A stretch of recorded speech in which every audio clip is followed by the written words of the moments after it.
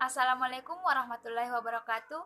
Perkenalkan, nama saya Samriani dari jurusan Pendidikan Bahasa Inggris 2019 Universitas Muhammadiyah Makassar.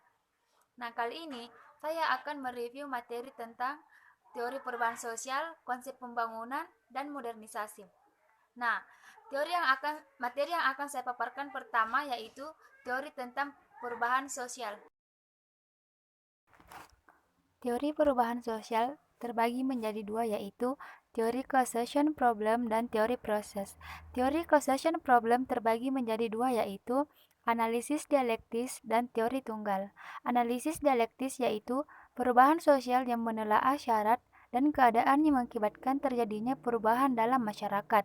Sedangkan teori tunggal yaitu sebab perubahan sosial atau pola kebudayaan menunjukkan kepada satu faktor penyebab.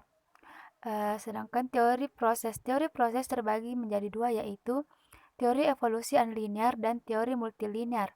Teori evolusi unlinear yaitu manusia mengalami perkembangan melalui tahap tertentu, semula dari bentuk sederhana, kompleks, sampai sempurna. Sedangkan teori multilinear yaitu menggambarkan suatu metodologi didasarkan pada asumsi bahwa perubahan sosial budaya didapatkan gejala yang real dan signifikan. Nah, setelah saya menjelaskan materi tentang teori perubahan sosial, selanjutnya saya akan memaparkan materi tentang konsep pembangunan.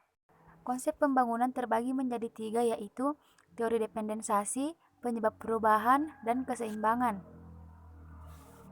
Teori dependensasi yaitu menganalisis gejala sosial yang mempunyai gejala tertentu. Teori menjadi titik tolak penyesuaian ekonomi terbelakang pada sistem dunia atau ketergantungan. Yang kedua, penyebab perubahan. Yang pertama, faktor internal, di mana bertambah dan berkurangnya penduduk yang sangat cepat menyebabkan terjadinya perubahan struktur masyarakat. Yang ketiga, keseimbangan. Keseimbangan sosial merupakan syarat yang harus terpenuhi agar masyarakat dan lembaga sosial bisa berfungsi dan saling menunjang satu dengan yang lain. Setelah memaparkan kedua materi yang tadi, selanjutnya kita memasuki materi yang terakhir, yaitu materi tentang modernisasi. Modernisasi. Modernisasi adalah suatu proses perubahan masyarakat dari tradisional menjadi modern. Ciri-ciri modernisasi. Yang pertama, persaingan kebutuhan manusia. Kedua, kemajuan teknologi, industrialisasi. Ketiga, modernisasi memberikan kemudahan. Keempat, kebutuhan terpenuhi. Kelima, melahirkan teori baru. Keenam, mekanisme masyarakat berubah. Ketujuh, perhatian religius difokuskan untuk bekerja. Adapun syarat-syarat modernisasi yaitu yang pertama, berpikir ilmiah. Yang kedua, sistem administrasi negara yang baik. Yang ketiga, sistem database sentralistik.